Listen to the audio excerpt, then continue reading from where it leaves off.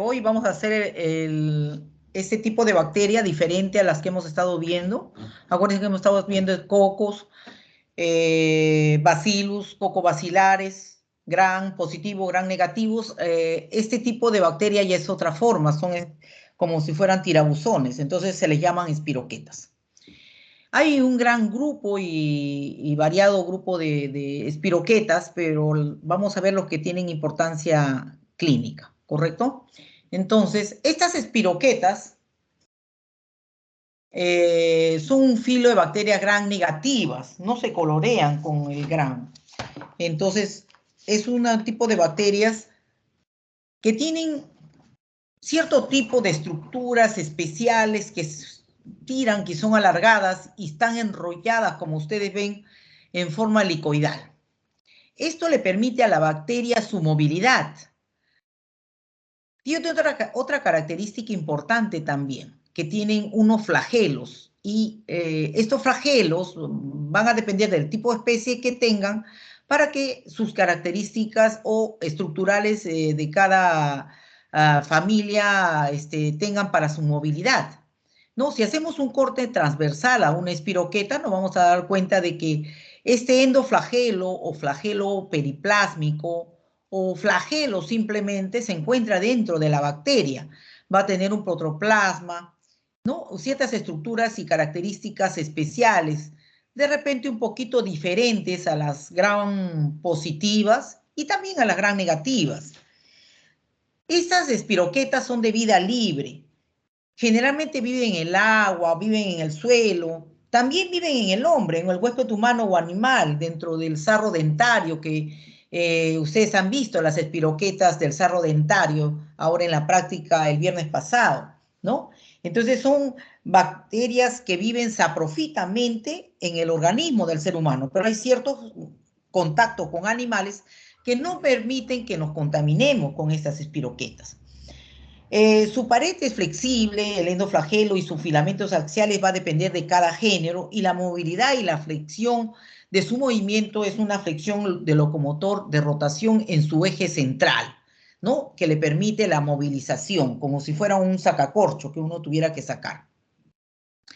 Estas espiroquetas son largas, son delgadas, como están viendo allí, ¿no? Mira, por ejemplo, el preponema. Estos son todo en campo oscuro. Unos tienen más apretaditos, otros más alargaditos, otros más gruesitos. La mayoría no se puede lograr ver en un microscopio normal, común y corriente, y no es como el sarro dentario, que hemos visto a las justas un filamento por ahí, ¿no? Que ha simulado una espiroqueta. No nos ayudaba mucho los microscopios, pero igual son pequeños filamentos, ¿no? Largos, delgados, en forma helicoidal, formando una espira.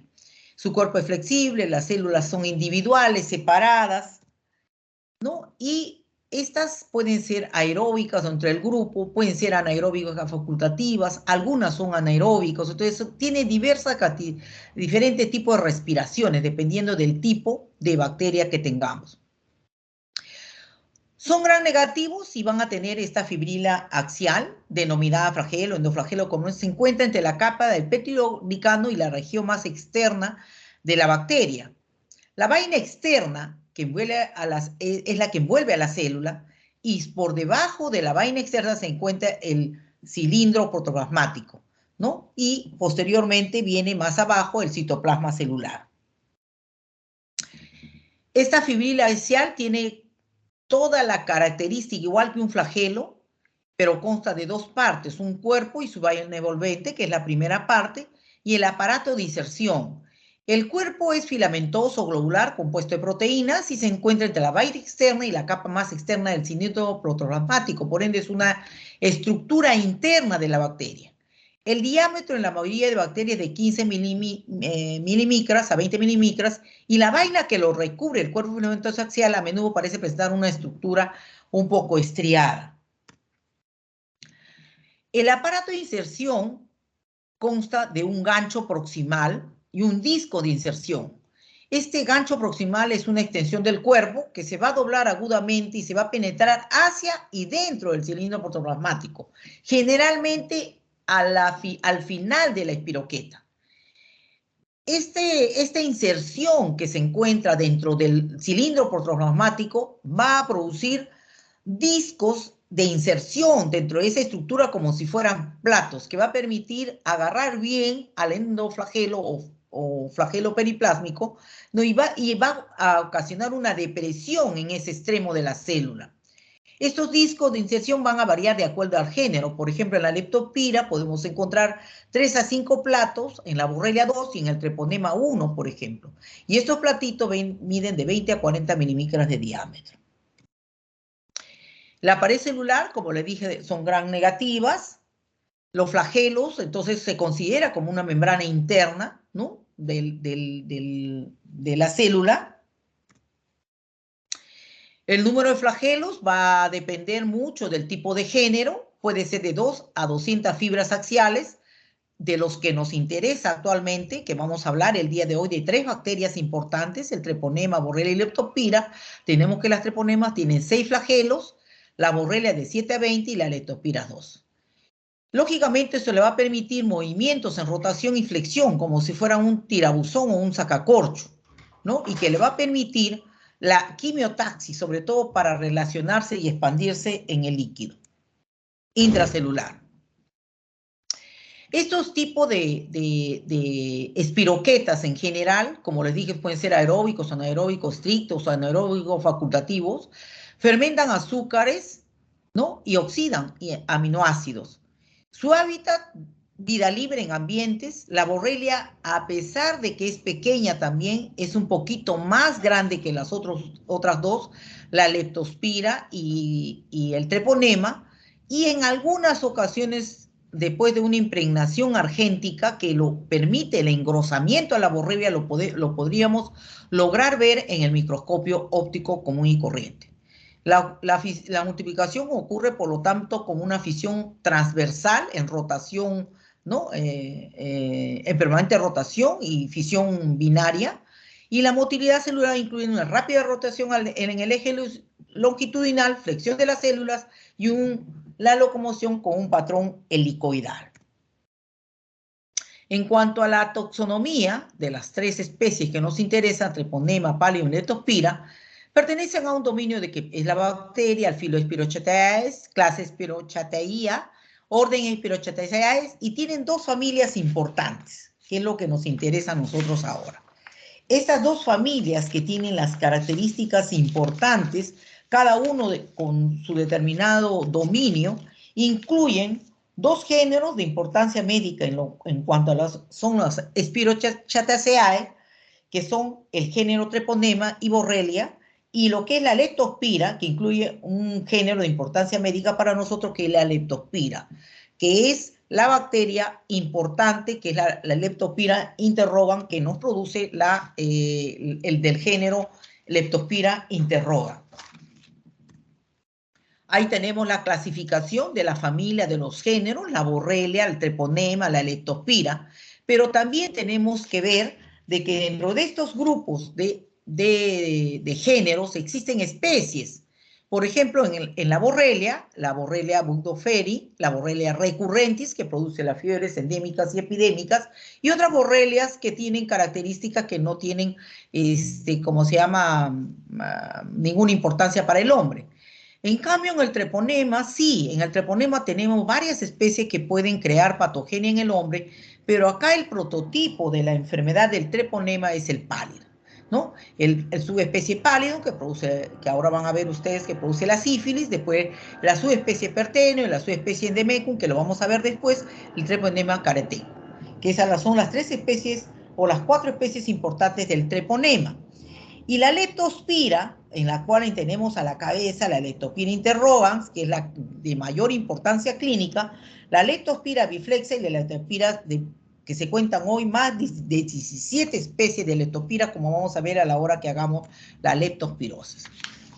Entonces, en una clasificación que hacemos como familia, género, especie y enfermedades humanas, entonces ya podríamos hablar un poco acerca de las 2 familias importantes en que el pallidum produce la sífilis, como lo ven acá, el perteneo que produce el pian, que después lo vamos a ver, el endemecum que produce la sífilis endémica, el Caracteum, que produce la sífilis endémica de Vejel, no, perdón, la pinta, el endemicum es la sífilis endémica, y las borrelias, que están acá, las borrelias recurrentes, que producen las fiebres recipientes epidémicas, la enfermedad de Lyme, que le dicen algunos, que es una característica especial producida por un artrópodo, la Burgdorferi, que tampoco tiene mucha importancia clínica para nosotros, pero sin embargo produce cierta mortalidad, y en cuanto a lo que es la Leptospira interrogan, que produce una enfermedad febril, ¿no? Con ictericia y que nos produce la enfermedad de Weil.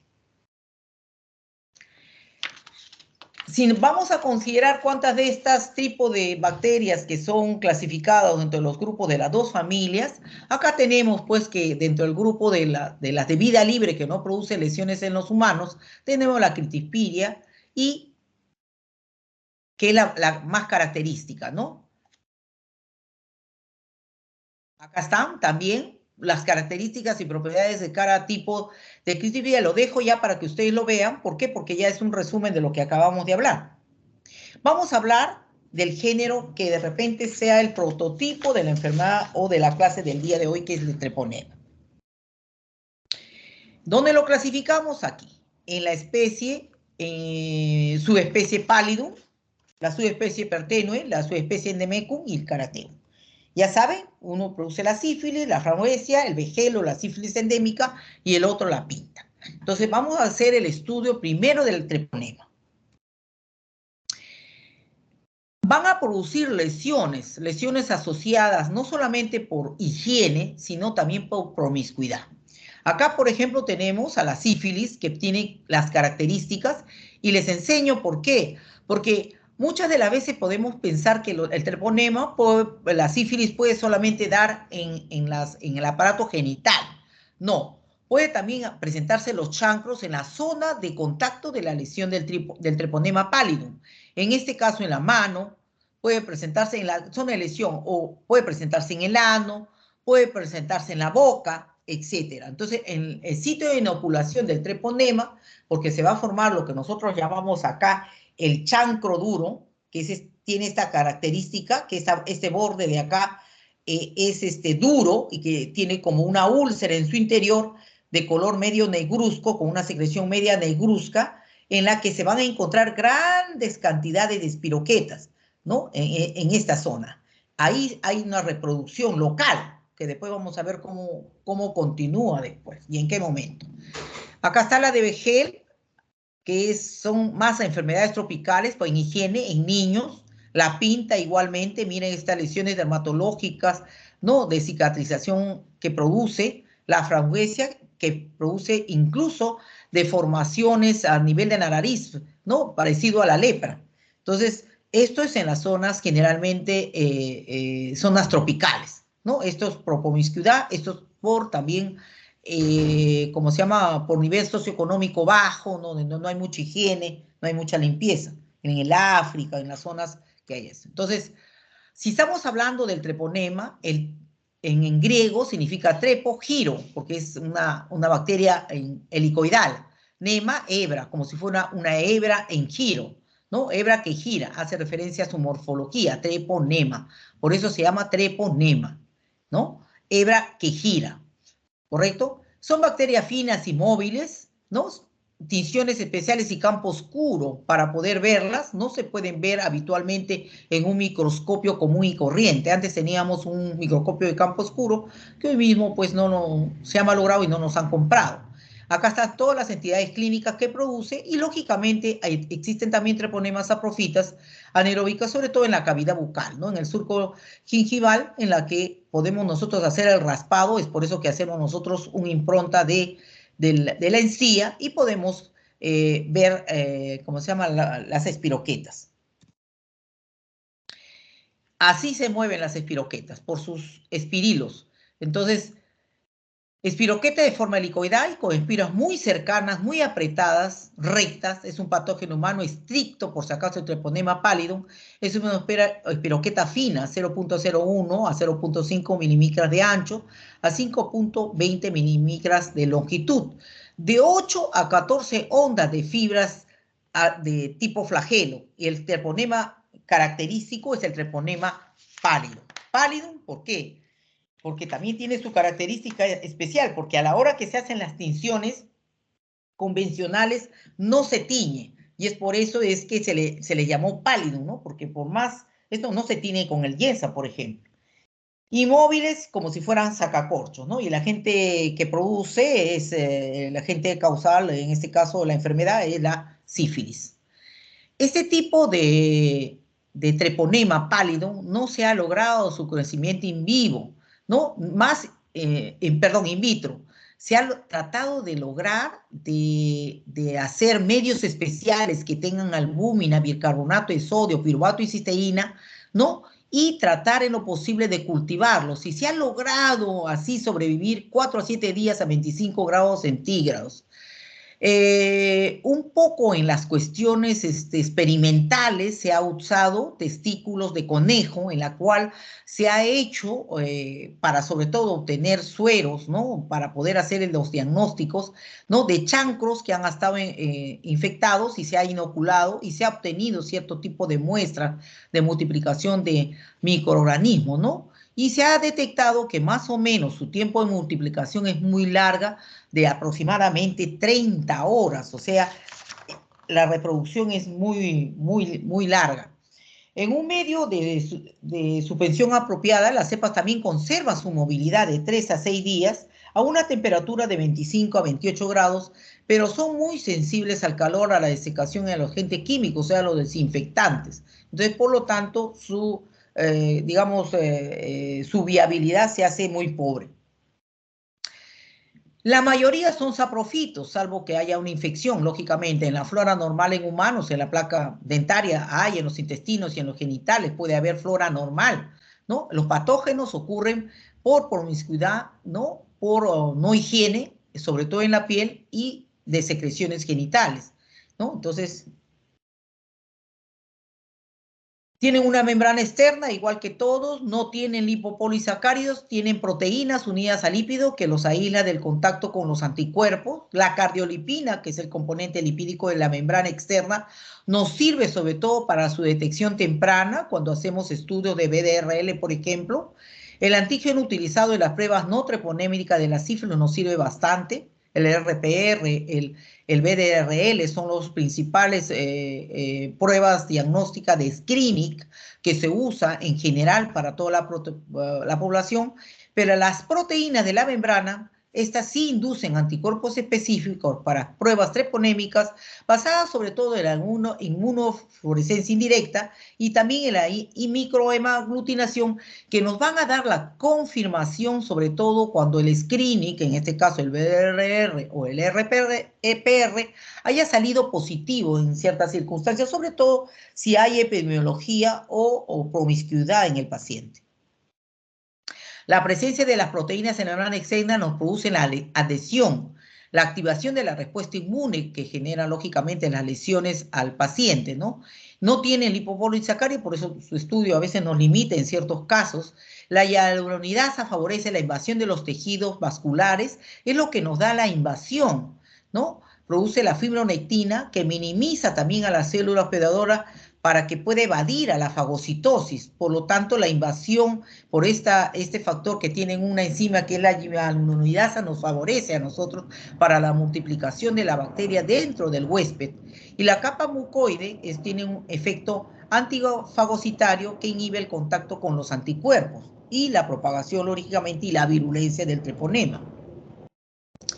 La capacidad para transitar por diversas mucosas e invadir el cuerpo del hospedero nos permiten sobre todo la capacidad de atravesar a este treponema pálido por la placenta y dar la oportunidad para que el feto se infecte.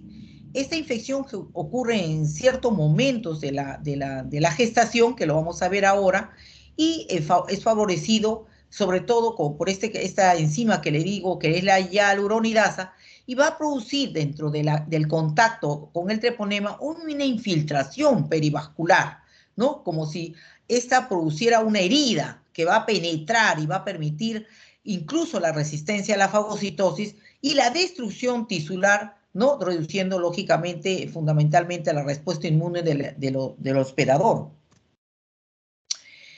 Este treponema pálido, entonces, ¿qué es lo que produce? Produce la sífilis. Contar un poquito de historia, porque es muy importante, porque esto no es de ahora, esto viene desde hace mucho tiempo, desde el siglo XIV. Y la transmisión venérea, ¿no? Recién se detecta a partir del siglo XVIII, ¿no? Se relacionó realmente ¿cómo se llama? La transmisión venérea, porque recién en el año 1905 Chauny y Hotman descubren el agente causal, o sea, se presumía, porque había en todas las personas que acudían, sobre todo en la zona de las minas o en los pacientes que eran los marinos, ¿no? Que venían dejando su mercadería en Europa, la mayoría salía infectado con no cierto tipo de lesiones, no en la zona que habían tocado de estas mujeres que se dedicaban pues a la prostitución. Y entonces comenzaron a ver que había una relación, por lo tanto comenzaron a hacer los estudios, pero fíjense, demoraron mucho tiempo recién para detectar y descubrir el agente causal en el año 1905, ¿no? Entonces ahí es cuando ya recién Watson introduce la prueba hematológica diagnóstica al año siguiente. Previamente, lógicamente, han habido varios autores que han hecho y han confundido, inclusive, porque había no solamente infecciones por la sífilis, sino también había una confusión con la gonorrea. La sífilis producía, como se llama, las lesiones, el chancro duro, pero sin embargo, el paciente también tenía una secreción dolorosa, ¿no? Maloliente por el pene y que no era otra cosa que la neisseria. Pero al principio se confundía entre la sífilis y la gonorrea, cuando posteriormente se dieron cuenta que eran dos entidades clínicas diferentes. En cuanto a la epidemiología, pues lógicamente el contagio ocurre en la fase precoz, que ahora vamos a ver de qué se trata la sífilis precoz. El contagio más frecuente es cuando se produce el chancro sifilítico. La promiscuidad sexual hoy mismo, como se dice, es la pareja sexual la que contamina. Pero si la pareja sexual tiene múltiples parejas, entonces lógicamente va a contaminar. No necesariamente estamos hablando de como antes, ¿no? Porque antes tenía otra etiología, en un prostíbulo, en una zona, ahora ya no. Ahora más es en los que tienen múltiples parejas sexuales, ¿no? Y contaminan a la pareja sexual que tiene una única pareja, ¿no? Entonces, ahí viene el problema, la promiscuidad, pero ya entre parejas conocidas, ¿no? Y está considerado como la tercera enfermedad de transmisión sexual junto con la gonorrea y la clamidia. Tienen gran importancia clínica estas tres tipos de bacterias. No es una enfermedad realmente altamente contagiosa, no porque yo tengo un contacto con una persona que ha tenido sífilis, me va a contagiar. Se considera que se contagia de 10 personas que han tenido contacto con una persona, según estadística, hay una sola persona que se va a contagiar. Pero como siempre recalco, lo que más se van a contagiar son de la hepatitis B o la hepatitis C. Entonces hay que tener cuidado, ¿correcto? Con esas cosas. Lógicamente, un paciente promiscuo es un paciente que tiene ciertas características psicológicas, ¿no? Y no es habitual tener una pareja hoy, mañana, pasado, ¿no? Ya hay ciertos rasgos psicológicos que contribuyen a esto. Muy bien, entonces el treponema pálido nos causa la sífilis. Ya está las características que hemos hablado, bacilos gram negativos, exclusivamente del ser humano, contacto sexual vertical, fáciles, mueren lábilamente con el calor, agua y jabón, ¿no? Se pueden cultivar, no se pueden cultivar, y la serología es el método diagnóstico típico, ¿no? Entonces, vamos ya al periodo de incubación.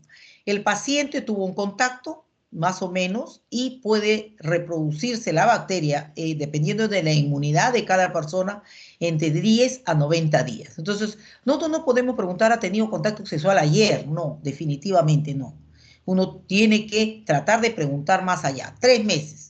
Usted hace 3 meses, 4 meses tuvo contacto sexual con una paciente sospechosa o desconocida, ¿no? Fuera de su pareja habitual. Entonces, ahí es cuando nosotros tenemos que ver. Usted, porque ya a veces a los 90 días el paciente ni siquiera se dio cuenta que lo tuvo. Simplemente van a hacerse un examen común y corriente para una donación de sangre y le sale que tiene sífilis, ¿no? Es común ahora ver eso. Antes no, antes por un chancro iba un paciente a la consulta, ahora no, ahora van porque en una prueba me salió positivo, doctora. Me hicieron un dosaje de estudiante y me salió el BDR positivo y estoy preocupado. O sea, vienen ya por otro contexto. Entonces, hay que considerar un tiempo de incubación de 10 a 90 días, ¿correcto? En cuanto a la parte clínica, nosotros tenemos 3 estados clínicos: la sífilis precoz, la sífilis tardía y la sífilis congénita, que la consideramos como un estadio de repente diferente, pero también preocupante, sobre todo en las madres gestantes, y es por eso que hoy a todos se hace un estudio de screening para sífilis, para no contagiar al niño ni en el momento del canal del parto, ni intrauterino. Entonces, en cuanto a la sífilis precoz, tenemos la sífilis primaria, la sífilis secundaria y la sífilis latente precoz, que de repente esta sea la más peligrosa porque nadie se da cuenta de esa sífilis, no tiene heridas, no tiene nada, se van a dar cuenta. Más o menos un lapso de la sífilis precoz es 1 año, mírenme, ¿no? Y la sífilis tardía es después de 1 año. Se consideran aquí la sífilis latente, la latente tardía y la sífilis terciaria. La sífilis latente tiene ciertas características y la sífilis latente terciaria tiene otras características. Todos estos, ¿no? Vamos a verlo ahora para que ustedes vean. Y la sífilis congénita, que viene a ser, ¿no? El congénita precoz, casi en 75-95 de los pacientes pueden contaminar al feto, y la sífilis congénita tardía de 10 a 35. Muy bien. Entonces, si hablamos entonces del inicio de la enfermedad, la fase inicial o primaria es local. Lógicamente, cuando ya estamos en contacto, los microorganismos se multiplican rápidamente y se diseminan rápidamente. Los microorganismos alcanzan rápidamente los ganglios regionales, ¿no? Linfáticos, pasando luego al torrente sanguíneo. Este chancro que se produce en la lesión inicial corresponde histológicamente a la periarteritis y endoarteritis que va a producir infiltrado de linfocitos y células plasmáticas.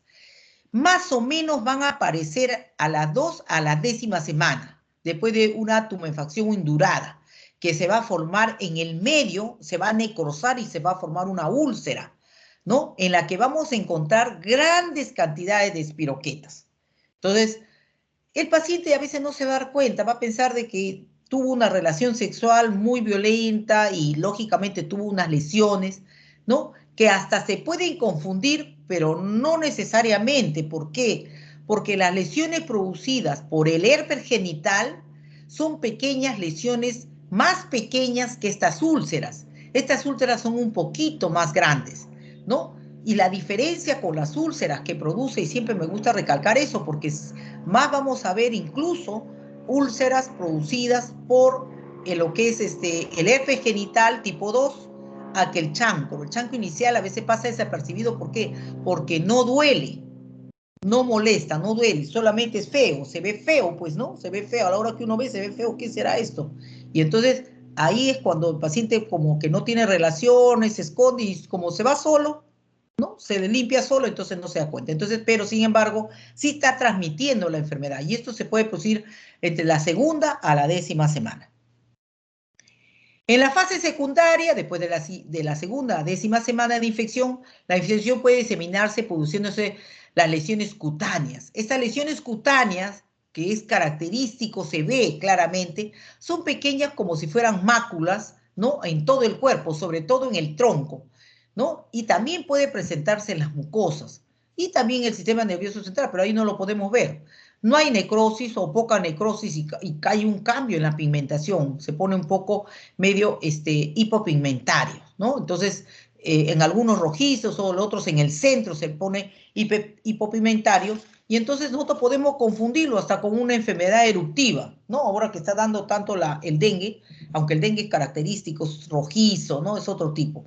Cuando ustedes lo vean y hagan la diferencia de acuerdo a sus estados, o cuando vayan pasando en los diferentes hospitales, se van a dar cuenta que cuando uno ya lo ve, ya no lo va a confundir. Lógicamente, tras esta fase secundaria va a venir la fase de remisión. Si el paciente no se cura, no hay ningún problema, el paciente cree que no tuvo nada, ¿qué habrá pasado? Pasa, ¿no? Ni siquiera se hace análisis, va a pasar a las fases tardías, y esto puede ocurrir entre meses y años, ¿no? Pudiendo afectar a cualquier tejido, y ahí presentan las lesiones granulomatosas, asociadas también a la periarteritis y endoarteritis característica de la sífilis. La diferencia entre la primaria, la secundaria, que es la sífilis precoz, y las tardías, es que en las primarias y secundarias contagian, en caso en las fases tardías ya no contagian. Entonces, todo esto, ¿por qué lo he explicado? Porque ahora viene lo que es la parte clínica. Entonces, en la parte clínica existe la fase primaria y la fase secundaria. Esta fase primaria y la fase secundaria, ¿no? Se transmite por vía sexual o vía transplacentaria, que vendría a ser la sífilis congénita, ¿no? En la que se ven las lesiones cutáneas, mucocutáneas que hemos hablado, y pueden recidivar con tratamiento, en la mayoría de las veces, si es que se dio cuenta con tiempo, pueden, ¿cómo se llama?, remitir, no, ya pueden ya no tener la infección, ¿no? Y la sífilis tardía, que la fase terciaria, a diferencia, como le digo, no es contagiosa.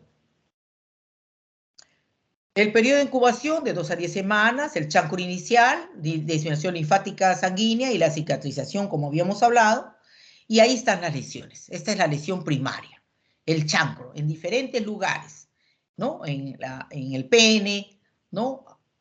Acá está también en los labios mayores de la dama, ¿no? En cualquier lesión, en donde haya el contacto, ahí ocurre la lesión. Es más que nada para que lo vean. Las erupciones, en este caso, cuando pasan a la sífilis secundaria, a veces hay un cuadro gripal, ¿no? Hay una faringitis, como una sensación de fiebre, mialgias y anorexia, y ahí, después de eso, comienzan las lesiones mucocutáneas, que pueden simular otras enfermedades, como por ejemplo el dengue, ¿no? Que también ahorita está de moda, linfadenopatía, qué sé yo, pero estas son más superficiales, no es como el dengue que produce artralgia, malestar general, no, esto pasa desapercibido, como una gripe, ¿no? Y la erupción, en este caso, es variable, ¿no? Pueden ser lo que nosotros llamamos unos tipos de erosiones, o pueden también ser condilomas planos verrucosos, esos condilomas que ustedes ven en la piel, que puede haber en diferentes partes del cuerpo, pero la mayor parte de las plantas, en las plantas y en las palmas de los pies. Entonces uno siempre tiene que revisar la planta. Otra de las características en esta sífilis secundaria, y eso ustedes se van a dar cuenta, es la alopecia local. Una de las lesiones que ocurre es a nivel de los folículos pilosos, ¿no? Y se cae el folículo piloso. Entonces, cuando uno ve y hay lesiones, lógicamente ve por ejemplo, las cejas, y la ceja la tienen como partida, entonces, y el paciente viene por cierta inquietud que tiene, y ven esas cosas, entonces ustedes ya pueden ir pensando, ¿no? Porque el médico tiene que ser curioso de todo. ¿Por qué le ha ocurrido esto? ¿Por qué le ha ocurrido el otro? Y se van a dar cuenta de varias cosas, que ni siquiera el paciente viene por una cosa, también viene por otra cosa, pero ahí puede estar las cosas. Y las lesiones pueden cubrir incluso toda la superficie y se hacen latentes, ¿no? Por varios meses, años, y van a la sífilis tardía. Ahí está la sífilis secundaria, miren esas lesiones que produce en las palmas de las manos, en las plantas de los pies, ¿no? No pican, por si acaso, no producen picazón, es la característica, con las alergias, con las urticarias, ¿no? Son simétricas, la mayoría tienen la misma característica, y ocurre principalmente pues en el tronco y extremidades. Y uno se va a las, ¿cómo se llama?, a los ganglios, y están todos los ganglios de esto están aumentados, ¿no? Y frecuente palmar y plantar, que es lo más importante. Vámonos a la sífilis tardía, las granulomatosas, gomas que promueven una acción destructiva en cualquier tipo de tejido. Esto puede producir a nivel óseo, articular, el sistema cardiovascular, en la nasofaringe, meninges, en el sistema nervioso central, en la neurosífilis, Puede llegar también a la meningoencefalitis difusa crónica con fenómenos atróficos, incluso de la degeneración del córtex cerebral. Aquí no es contagioso, pero aquí también el tratamiento realmente ya es insatisfactorio, ya no tienen curación. Muchos de los pacientes fallecen por estas lesiones granulomatosas, ¿no? Difusas, crónicas, ¿no? Es más, producen lesiones de aneurisma, demencia de parálisis, tabes dorsal. Las lesiones son feas. Cuando lo vean, como les digo, no lo van a... Entonces, acá están las gomas, sífilis cardiovascular, gomas sifilíticos. Ahí están las lesiones que producen las gomas óseos difusos. Otras imágenes, ¿no? Lesiones, incluso que pueden crear deformaciones de la cara.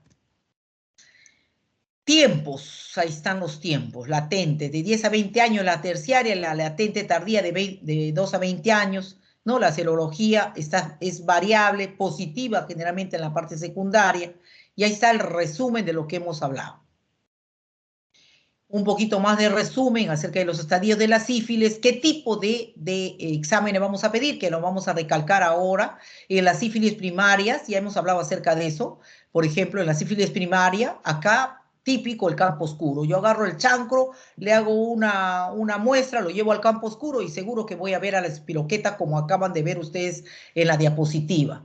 Y en su defecto, si ya no encuentro el chancro, pues hago exámenes de RPR o BDRL, ¿no? Para detectar anticuerpos tipo cardiolipina, ¿no? Y la sífilis secundaria ya tenemos para ver ya la confirmación, ¿no? El FTA absorción, el RPR también sale positivo, ¿no?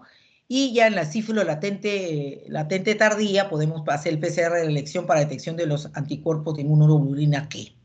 En la sífilis terciaria igual, ¿correcto? Sigamos.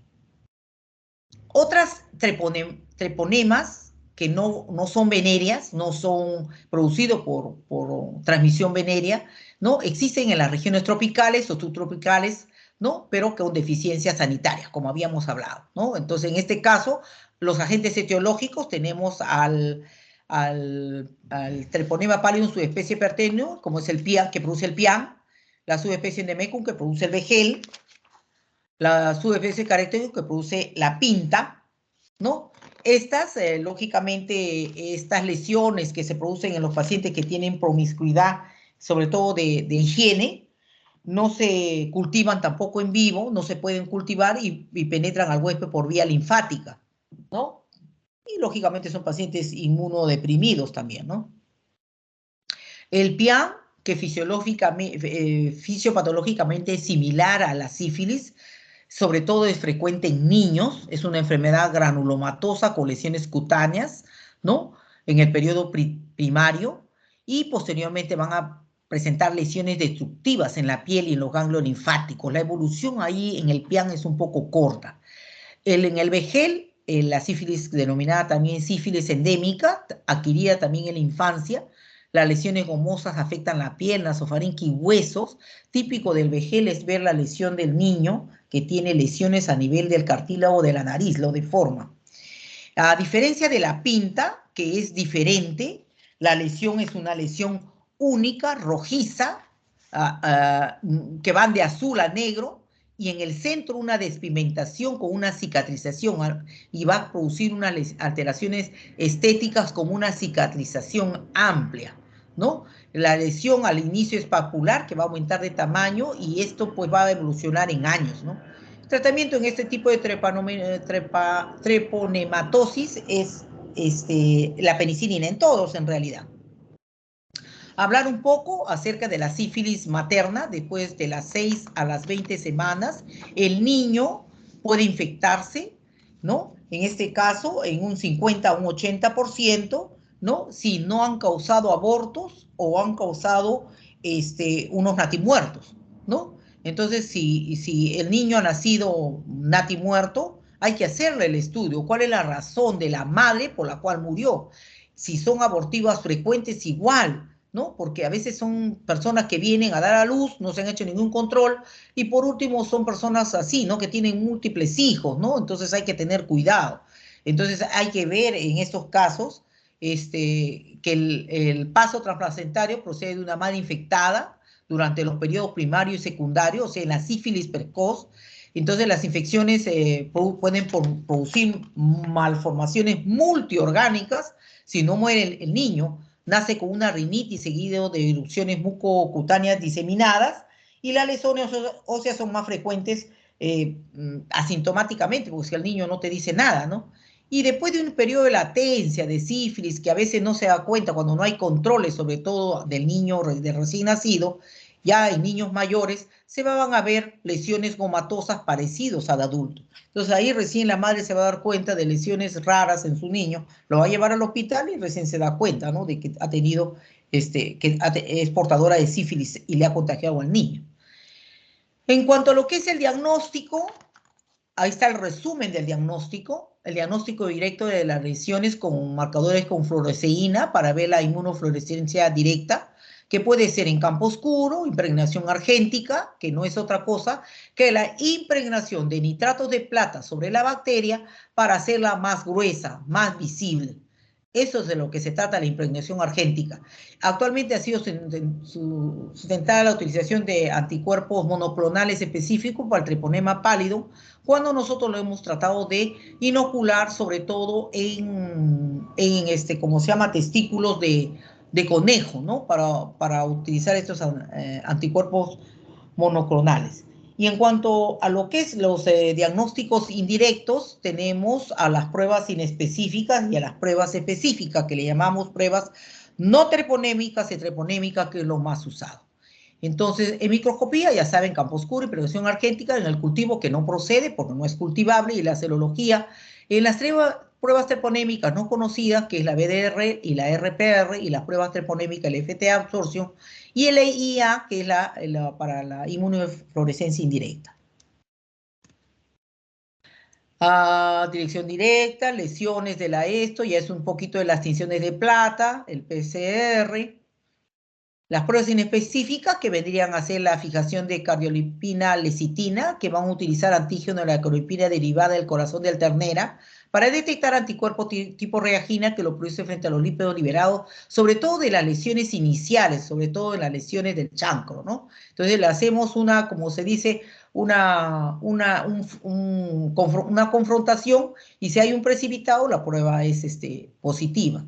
Una de las pruebas importantes que utilizamos es el BDRL, ¿no?, que es la cardiolipina, sección de la cardiolipina. Y las pruebas específicas, que es el FTA absorción. Las pruebas que siguen habiendo, lo paso rápido porque nos gana la hora. El tratamiento de la penicilina benzatísmica, la profilaxis, educación sanitaria, control sanitario, sobre todo el control sanitario de lo que se dedican a la prostitución, que son los, vamos avanzando, el género Borrelia. El género Borrelia es la otra parte que nos produce la fiebre recurrentis. Ahí está, la fiebre recurrente, la enfermedad de Lyme. No sé si se acordarán que esta lesión fue por las garrapatas que le picaron a una cantante famosa. Son anchas, pocas espiras, laxas y irregulares, con una separación de 2 a 4 picomicrones. Endoflagelos de 7 a 20 fibras axiales, ¿no?, que le permiten la movilidad, y gran negativo igual. Se tiñen bien con anilina, yensa y ruay, pero hay que tener bastante concentrado de bacterias para... Sus requerimientos nutricionales son muy complejos, en el laboratorio es bien difícil de detectarlo, ¿no? Sobre todo hay que tener medios líquidos con sangre o suero, porque son microaerófilos y son resistentes y sobreviven a 4 grados. Una de las características importantes es que se encuentran en los mamíferos silvestres y artrópodos, que nos van a servir a nosotros de vectores para contaminarnos. ¿Quiénes? Los que están en contacto con nosotros. Los animalitos a veces de caza, qué sé yo, las garrapatas y los piojos, ¿no? No producen endotoxinas, pero los liposacáridos de la membrana actúan como endotoxinas, que van a producir la fiebre. Y la Borrelia burgdorferi presenta moléculas de superficie que capturan e inactivan la fracción 3 del complemento, invadiendo lógicamente el sistema de complemento. Esto lo evaden para poder evitar la fagocitosis. Son espiroquetas, son gram negativos, son microaerófilos, ese ya el resumen de lo que había hablado. Los vectores, las garrapatas, ¿no? Las garrapatas que son los principales vectores, sobre todo de la enfermedad de Lyme, que es el que.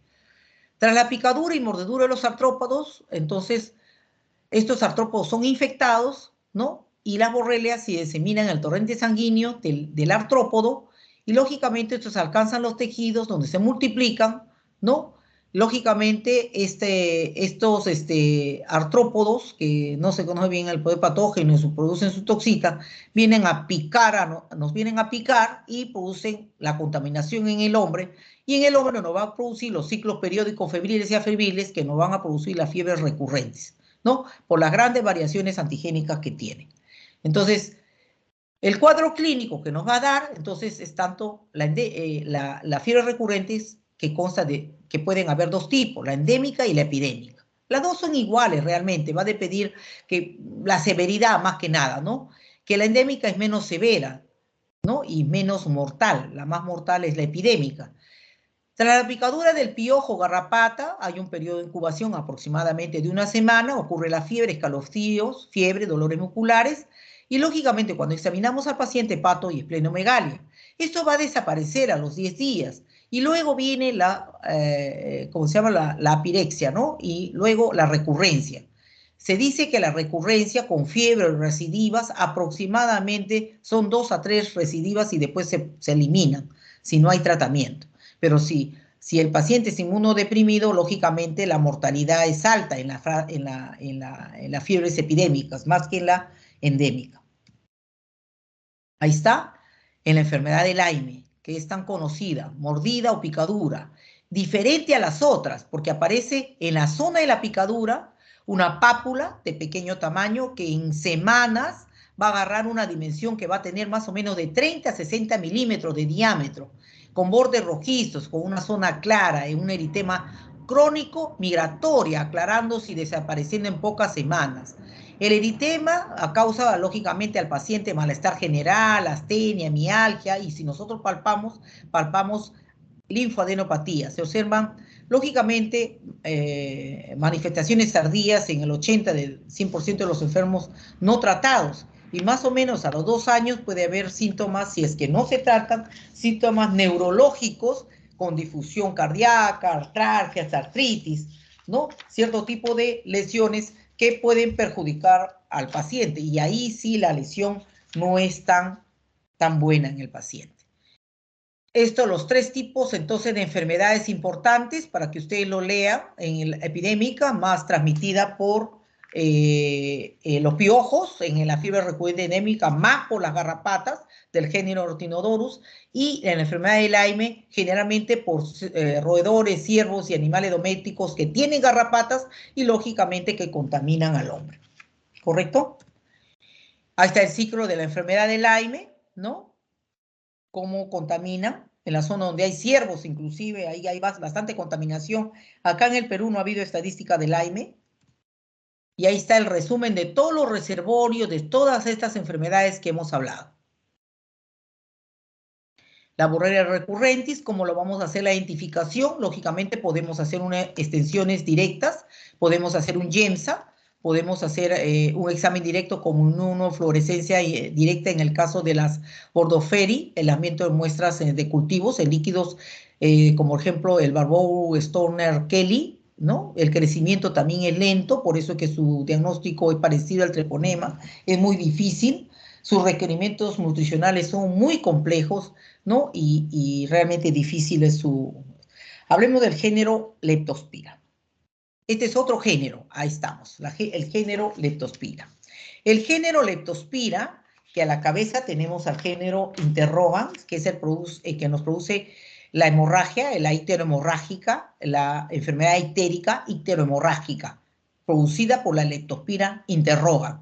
La bifrexa y las otras leptospiras se encuentran varios tipos de especies, ¿no? Pero que una de las características importantes es que producen hemorragias. Miren cómo produce hemorragias intraoculares, hemorragias a nivel periférico, típico de la leptospirosis. Entonces, no pensemos solamente en trastorno de coagulación. Si viene de una zona endémica, sí podríamos pensar en una leptospira. Entonces, hay que tener cuidado. Son espiroquetas enrolladas con espiras muy apretadas también, tamaño de 0,1 a 0,3 milimicras. Ahí está una en fotografía, en uno en campo oscura. La diferencia de las otras dos, tanto de la borrelia con el treponema pálidos, que son muy ajustados en las espiras, y también tienen un gancho, ahí como lo ven, este gancho es característico de la leptospira. Si no estamos en duda en cuanto a lo que es aparte de la clínica, porque la clínica es característica, ¿no? La borrelia es diferente al treponema que a la leptospira, pero igual, ¿no? A la hora del microscopio del campo oscuro, el de laboratorio no sabe, a veces la clínica ni le han puesto nada, a veces no le colocamos, entonces se va a dar cuenta simplemente por el gancho, ese gancho grande que tiene, que si fuera como para agarrar ¿no? Como un bastón de mango ancho. Número de fibras axiales 2 permite la catalización de los movimientos en rotación, flexión, también como tirabuzón. Entonces, las leptospiras tienen un número mayor de genes que codifican para proteínas motilidad taxis, más que las borrelias y las treponemas. Ahí está, son sensibles a la desecación, a la luz solar, pero sin embargo pueden permanecer viables a los 70 grados y pueden vivir viablemente en las aguas por varios días, ¿no? En pH alcalino. Y esa es una de las razones que ahorita le vamos a explicar el por qué viven en las aguas y por qué nos contaminamos ahí. Son saprofitos de vida libre, viven en aguas limpias, estancadas, a él no le interesa, ellos viven tranquilamente mientras haya agua, ¿no? Donde soportan cierto tipo de salinidad inclusive, o sea, también pueden vivir en aguas medias saladitas. Tiene como huevos diversos tipos de mamíferos, reptiles, anfibios. Entonces, tienen igual que los otros, difícil de incubar a 28 a 30 grados, su crecimiento es lento a las 18 horas como tiempo, ¿no? Y son aeróbicos obligados, a diferencia de los otros. No produce exotoxina, la liposacárido de la membrana funciona como endotoxina, produce dos hemolicinas lipoproteicas de la membrana externa, la fosfolipasa y la efimomielinasa, la hyaluronidasa que favorece la invasión de los tejidos, en los tejidos vasculares, ¿no? Ahí están las características y las estructuras de las patógenas y las no patógenas, ¿no? Y la serotipificación van en Serobar, que es la unidad básica taxonómica de los antígenos comunes que tienen estos tipos de bacterias para poder clasificarlos. ¿Perdón? Y es una zoonosis, por supuestamente, produce la leptospirosis. La leptospirosis es una zoonosis de distribución mundial. Acá en el Perú hay bastante, sobre todo en las especies salvajes, domésticas, que ocasionan e infectan directamente al hombre o accidentalmente al hombre por estos animales domésticos, producidos por espiroqueta del género Leptospira. Se transmite por el agua. Por eso les decía que es importante el agua. El agua, como vive este tipo de bacteria en el agua, en terrenos húmedos, aguas, la persona que trabaja en zonas húmedas, lógicamente se va a infectar. La única especie patógena para el hombre es la icterohemorrágica, que es la que nosotros vamos a ver y vamos a tener problemas, sobre todo en cuanto a lo que es la epidemiología. Ahora, colonizan, lógicamente, esta leptospirosis, rápidamente puede la infección que ocurre por la picadura de estas garrapatas, colonizan, se van a la sangre, se van a todo el organismo, al res, y finalmente terminan en los túbulos renales y se van a eliminar por la orina. Por lo tanto, ¿a dónde va la orina? Pues al desagüe. ¿El desagüe dónde va? A las aguas, y el agua se contamina. Entonces, el reservorio son los animales salvajes y domésticos, ¿no? Los perros, los bovinos, los cerdos, las ratas, ¿no? Y el hombre accidentalmente se contamina por las acequias o por la mala higiene también. Pero agentes profesionales como los veterinarios, carniceros, mineros, los arrozales, los cocaleros, todos ellos que están en contacto con las aguas de desagües se contaminan fácilmente, como está ahí en los canales, esto, ¿no? Donde no hay nada de salubridad. Entonces, una contaminación cruzada, pues, ¿no? Roedores salvajes, roedores domésticos, ¿no? Vaca, cerdo, perro, ¿no? En la que eliminan el orina a la leptospira y, lógicamente, accidentalmente, pues, el hombre se contamina en los baños, en la casa, en la pesca también, ¿no? Entonces, la contaminación es cruzada. Acá están todos los serogrupos de la leptospira interrogan, que para mí la más importante y la que causa mayores problemas es la icterohemorrágica, que es la que hemos visto en la lámina, en la primera lámina, espiroquetas, ya acá un resumen, la morfología en cuanto a su observación, ¿no? En el campo oscuro, ¿no? En inmunofluorescencia indirecta, ¿no? Cuando uno coge la orina lo puede hacer. En microscopio electrónico también se observa el cilindro protoplasmático enrollado alrededor de un filamento axial recubierto de membrana. Se sitúa en dos flagelos, son bacterias aeróbicas estrictas, pregunta de examen. No puede cultivarse en medios artificiales, por eso es difícil la multiplicación. Su crecimiento es tan lento que dice que es de 4 a 6 días y el tiempo de duplicación 24 a 48 horas. Imagínense ustedes cómo podríamos obtener. Pero son sensibles pues, a la desecación, al calor, ¿no? No se ha demostrado con exactitud el mecanismo de acción patógena, pero se ha demostrado la producción de sustancias tóxicas en los cultivos, así también como las interacciones en células in vitro, comprobando la existencia también de molicinas. Los anticuerpos en la leptospirosis se detectan al final de la primera semana y el nivel alcanza a partir de la tercera o cuarta semana cuando van declinando. Pero lógicamente también se puede detectar en meses y años. Los cuadros clínicos realmente son variables. Una de las características importantes es que produce la forma ictérica. Si el paciente se va a mayores, produce la forma ictérica severa o enfermedad de Well, que es causado con mayor frecuencia por el serotipo icterohemorrágico, no en la que va a estar el paciente, lógicamente, a veces en contacto con el agua, se produce un periodo de incubación de 7 a 21 días, se forma la presentación bifásica. Y esta presión bifásica se ocurre en dos formas. La fase primaria, que es la fase de la leptospiremia, fiebre alta, escalofrío, mialgias, ¿no? La invasión de los tejidos, ¿no? En la primera semana, ¿no? Que constituye la leptospirosis, ¿no? Y anictérica, ¿no? Que poco a poco pueden evolucionar favorablemente y si la fiebre disminuye, ahí queda. Pero muchos de ellos, el 50%, dicen pasan a las recaídas a la segunda o tercera semana, que ahí sí puede producirse el cuadro generalizado de la fase ictérica, ¿no? En la ocurre todo. Toda la tesis hemorrágica, hemotisis y la mortalidad es alta. Entonces, periodo febril, leptospiremia, examen microscopio, la elección en campo oscuro, difícil de obtener, impregnación argéntica para agrandar un poco las bacterias, y los cultivos que empleamos, que es la más conocida, es la de Twin 80, la de suero de conejo y Fletcher Stewart lo utiliza más que nada para estudios ya de investigación, ¿no? Lo incuban a 28 a 30 grados y van viendo, ¿no? El enturbamiento, ¿no? Del tipo de bacteria, ahí como está en el aceto. Acuérdense que la turbidez nos indica que no hay crecimiento y la turbidez que sí hay crecimiento. Métodos serológicos, aglutinación con sustancias vivas de leptospiras, ¿no? Y lectura microscópica en campo oscuro, uy, ahí está mal, ¿ve? Las pruebas sexológicas, dice, y serológicas, se emplea técnica de radioinmunoensayo con la detección temprana de la inmunoglobulina M. Ahí está el diagnóstico de la electrolisis, aislamiento, serología y la detección directa. Este es un resumen de lo que hemos hablado. Tratamiento de las penicilinas y la profilaxis de vacunación de animales domésticos. Ahí le he puesto a un perrito para que lo... y al ganado, lógicamente, aquellos que se dedican. Muy bien, hemos hecho rápidamente este tipo de 3 bacterias importantes, un mensaje para todos. Mira de cerca el presente que estás construyendo porque debe parecerse el futuro con el que sueñas. Siempre lo he pensado así y así es que así estamos viviendo ahora. ¿Alguna pregunta? Y si no tienen ninguna pregunta, lo damos por concluida la presentación.